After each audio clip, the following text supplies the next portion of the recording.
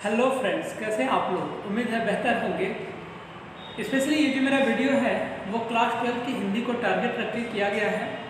जैसा आप भी जानते हैं कि कोरोना पेंडेमिक की वजह से क्लासेस काफ़ी सस्पेंड रही हैं और बच्चों की काफ़ी डिमांड थी कि हिंदी के स्पेशली दो जो टॉपिक हैं वो है आपका काव्य का, मीन्स पोएट्री का और संस्कृत का। वहाँ पे बच्चों को थोड़ी समस्या होती है, तो काफ़ी डिमांड थी सर इस पर कुछ हो। तो मैं आपको बता दूँ, मेरे ऐप पे सारे वीडियोस की सीरीज है, पूरी पड़ी हुई है, जो आपको काव्य, जो आपको संस्कृत सहित हिंदी के अन्य टॉपिक पे आपकी हेल्प करेगी, ताकि आप एक अच्छा नंबर प्राप्त कर सकें अपने आगामी एग्ज़ाम में।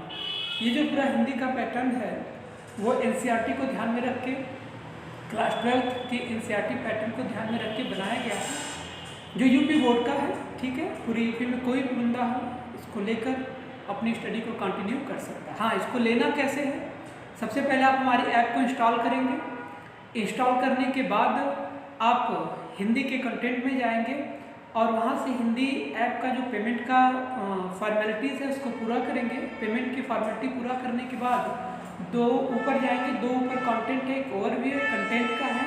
कंटेंट में आप जाएंगे तो वहाँ से आपको सारे वीडियोज़ यहाँ पर मिलने लगेंगे। ठीक है, तो जहाँ से आप जाकर वीडियोज़ को देख सकते हैं। तो फ्रेंड्स, देर न करते हुए आइए हम शुरुआत करते हैं हिंदी को लेकर। मैं आपको बता दूं कि हिंदी की जहाँ तक बात है तो 5 क्वेश्चन गद्य के इतिहास और 5 क्वेश्चन जो आपके हैं, 5 प्रश्न जो हैं वो पद्य के इतिहास को लेकर पूछे जाएंगे। अब इतिहास में बेसिक कॉन्सेप्ट कहाँ से पूछे जाएंगे, जो आपको गद्य के राइटर्स हैं, मीन्स जो आपको गद्य के राइटर पढ़ने हैं, ज़्यादातर उन्हीं राइटर से संबंधित क्वेश्चन जो हैं वो पूछे जाते हैं।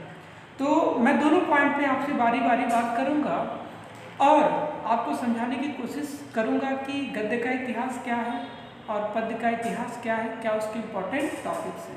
तो फ्रेंड, देर न करते शुरू करते हैं। देखिए, जहाँ तक अगर हिंदी लैंग्वेज की हम बात कर लें तो हिंदी जो लैंग्वेज है वो उसका इतिहास काफ़ी पुराना है, लेकिन हमें जो बात करना है वो बात करना है हिंदी के साहित्य के ऊपर। तो साहित्य की, जैसा आप सभी लोग जानते हैं, साहित्य की कई सारी फॉर्म्स होते हैं, कई सारे स्वरूप हैं, जिसमें आपका प्रोज मीन्स जो आपका गद्य है, फिर आपकी काव्य है, फिर उसके बाद आपका नाटक है, कहानियाँ हैं, यात्रा वृतांत है, निबंध है और डायरी है। इस प्रकार कई सारे प्रोज और पोएट्री की फॉर्म्स हैं जो हिंदी में प्रयोग की जाती थी। तो इनको भी हम समझेंगे धीरे धीरे, लेकिन सबसे पहले अगर हिंदी के हम पीरियड को डिवाइड कर लें तो ज़्यादा अच्छा रहेगा। यदि हम हिंदी के पीरियड की बात कर लें तो हिंदी का जो पीरियड है वो बेसिकली 2 पार्ट में, मीन्स उसे डिवाइड करेंगे आप, एक गद्य के नज़रिए से और एक पद्य के नज़रिए से।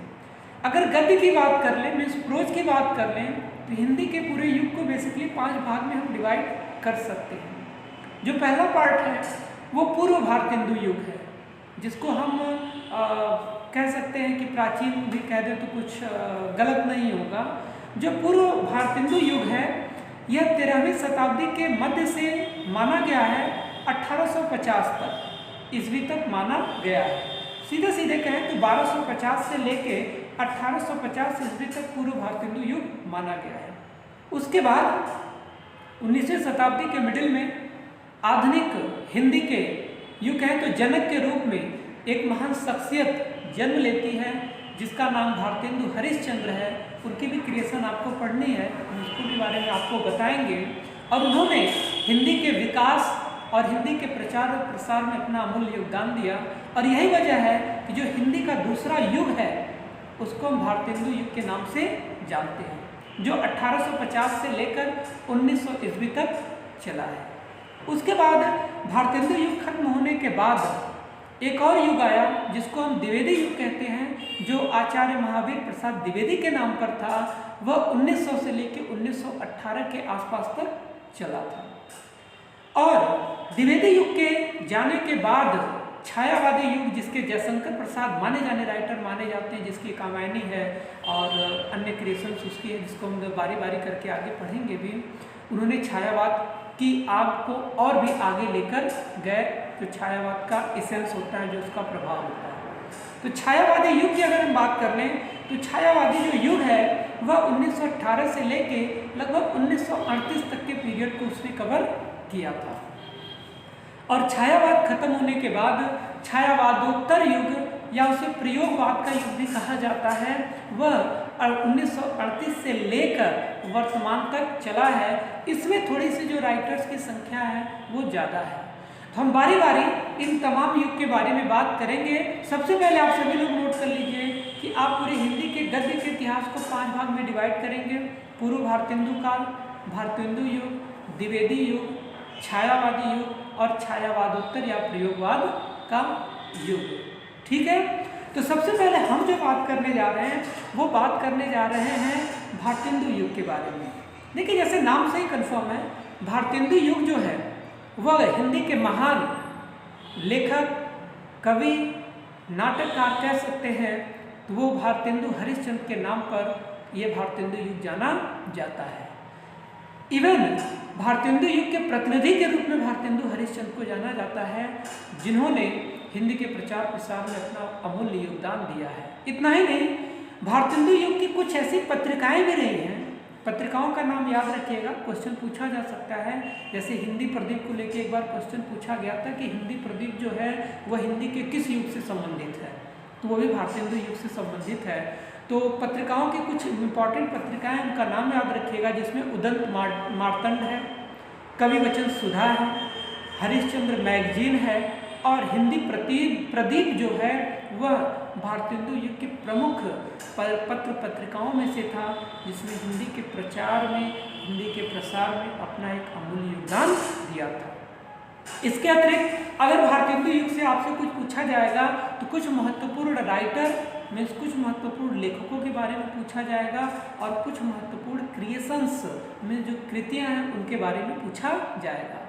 तो अगर हम बात करें इस युग के कुछ प्रमुख लेखकों के बारे में, तो हम पाते हैं कि बद्री नारायण प्रेमखंड जी हैं, प्रताप नारायण मिश्र जी हैं, राधा कृष्ण दास हैं, राधा चरण गोस्वामी हैं, बालकृष्ण भट्ट हैं और लाला श्रीनिवास दास जी हैं, जो इस पीरियड के माने जाने राइटर्स में से एक थे। एक बार फिर से रिपीट कर रहा हूँ, आप सभी लोग इसको नोट कर लीजिए। नो डाउट भारतेंदु हरिश्चंद्र प्रतिनिधि थे, तो वहीं पर बद्री नारायण प्रेमखंड जी, प्रताप नारायण मिश्र जी, राधा कृष्ण दास जी, राधा चरण गोस्वामी, बालकृष्ण भट्ट और लाला श्रीनिवास दास इस युग के महान लेखकों में से थे।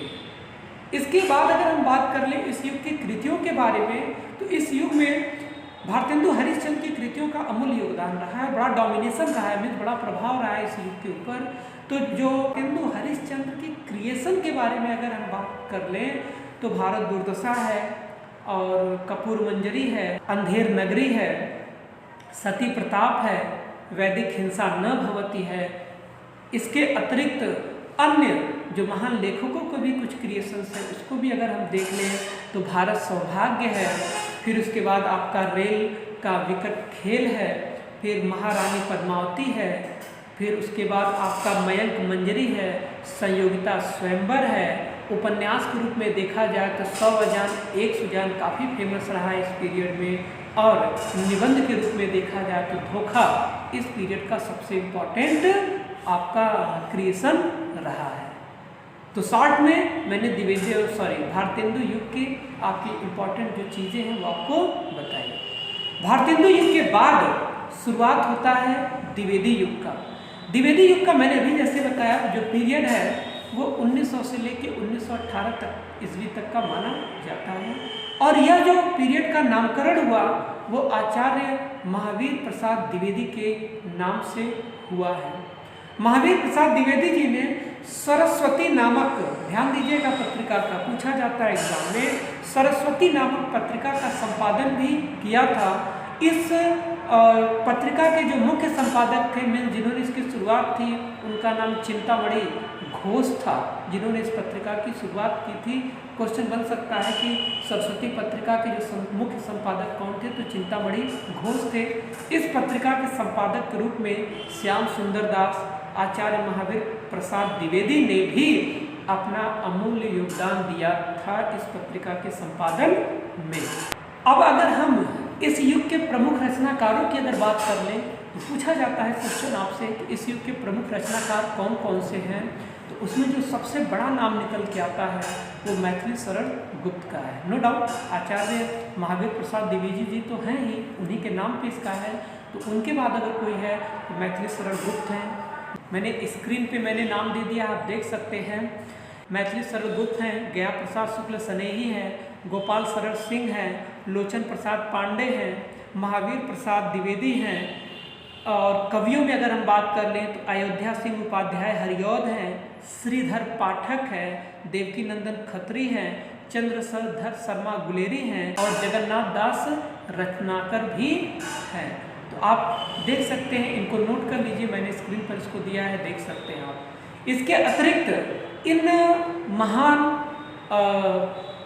रचनाकारों के बाद अगर हम बात करें इस युग की जो प्रमुख क्रिएशन हैं उनको भी आप नोट कर लीजिए, मैं स्क्रीन पे दे रहा हूँ। इस युग की जो महान कृतियों में प्रिय प्रवास है, वैदेही वनवास है, साकेत है, हल्दी घाटी और अधकिला फूल इस समय की महान कृतियों में से एक है। समझ में आ रही बात आपको? इसको आप क्या करिए, नोट भी करते चलिए। द्विवेदी युग के जाने के बाद 1918 के बाद छायावादी युग की शुरुआत होती है। अगर हम छायावादी युग की अगर बात कर लें, मैंने अभी बताया आपको कि जो छायावादी युग का समय है वो 1918 से लेकर 1938 के आसपास माना जाता है। और छायावादी युग हिंदी साहित्य का देखा जाए एक उत्कृष्ट युग था। चाहे नाटक की बात कर लें, चाहे कहानियों की बात कर लें, चाहे नावल की बात कर लें, हर प्रकार, इवन कविताओं की बात कर लें, तो हर प्रकार से यह बहुत ही उत्कृष्ट और बेहतरीन युग रहा है हिंदी साहित्य के लिए। अगर छायावादी युग की अगर हम बात कर लें और जयशंकर प्रसाद का नाम ना है, ऐसा हो नहीं सकता है, क्योंकि पूरा छायावादी युग जो है वो जयशंकर प्रसाद के ही आसपास कह सकते हैं घूम रहा था। जयशंकर प्रसाद के अतिरिक्त इस युग के और भी महान राइटर रहे हैं, जैसे सूर्यकांत त्रिपाठी निराला जी हैं, सुमित्रा नंदन पंत हैं, महादेवी वर्मा हैं। जैसे साहित्यकारों ने छायावाद की जो भावना है, जो छायावाद का महत्व है, उसको आगे बढ़ाया और हिंदी के प्रचार प्रसार में अपना एक अमूल्य योगदान दिया है। एक क्वेश्चन यहाँ से बनता है, जो उसे याद रखिएगा। क्वेश्चन ये बनता है कि साहित्यिक खड़ी बोली का स्वर्ण युग किसे कहा जाता है? तो ध्यान दीजिएगा, वो छायावादी युग है। फिर से मैं कह रहा हूँ, छायावादी युग जो है साहित्यिक खड़ी बोली का वह स्वर्ण युग कहा जाता है।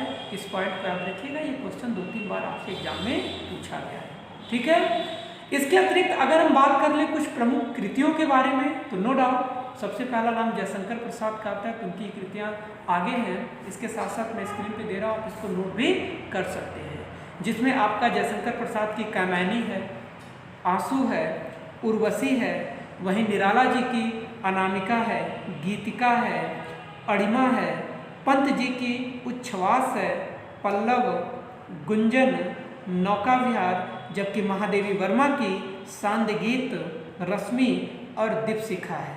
तो आपकी जो विशेष नज़र हो वह जयशंकर प्रसाद, निराला, पंत और महादेवी वर्मा की क्रिएशंस पे हो। यहाँ से क्वेश्चन आपसे पूछे जाते हैं।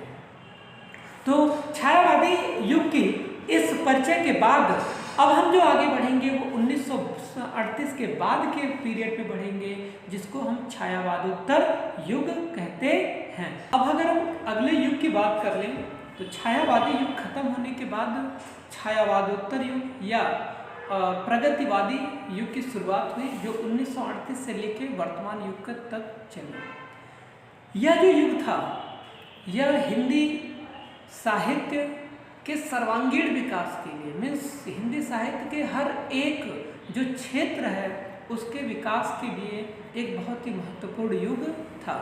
इस युग में कहानियाँ भी लिखी गई, नावल भी लिखा गया, डायरी भी लिखी गई, यात्रा संस्मरण भी लिखे गए, यात्रा वृतांत भी लिखे गए। तमाम गद्य की अलग अलग जो विधाएं हैं वह इसी युग के दौरान प्रचलित हुई हैं। इस युग के कुछ प्रमुख लेखक भी हुए हैं जिन्होंने छायावादोत्तर युग की आभा को और हिंदी की जो शान है उसको बनाए रखने में अपना अमूल्य योगदान दिया। उन राइटर के नाम मैं स्क्रीन पे दे रहा हूँ, आप इनको नोट कर लीजिए, बहुत इंपॉर्टेंट है। यहाँ से क्वेश्चन आपसे पूछे जा सकते हैं, जिसमें पहला नाम आचार्य हजारी प्रसाद द्विवेदी का है, दूसरा रामधारी सिंह दिनकर जी हैं, भगवती चरण वर्मा जी हैं, जैनेन्द्र कुमार जी हैं, अज्ञेय डॉक्टर नागेंद्र राम वृक्ष बेनीपुरी, वासुदेव शरण अग्रवाल, कन्हैया लाल मिश्र प्रभाकर, हरिशंकर परसाई, फणेश्वर नाथ रेणु, धर्मवीर भारती इत्यादि बहुत महान राइटर हैं जिन्होंने छायावादोत्तर युग में जन्म लिया और हिंदी की आभा और हिंदी की जो छटा है उसको बनाए रखने में अपना अमूल्य योगदान दिया। तो हिंदी गद्य के इतिहास में इतना ही, जितने पॉइंट मैंने आपको बताए हैं उसको आप नोट कर लीजिएगा और यहाँ से क्वेश्चन आपको देखने को मिलेंगे। और भी कोई नई जानकारी होगी तो मैं आपको बताऊंगा, जरूर बताऊंगा। अब हम जो बात करने जा रहे हैं अपने दूसरे वीडियो के बारे में, जो दूसरा वीडियो हमारा जो होगा वो पद्य के इतिहास के बारे में होगा।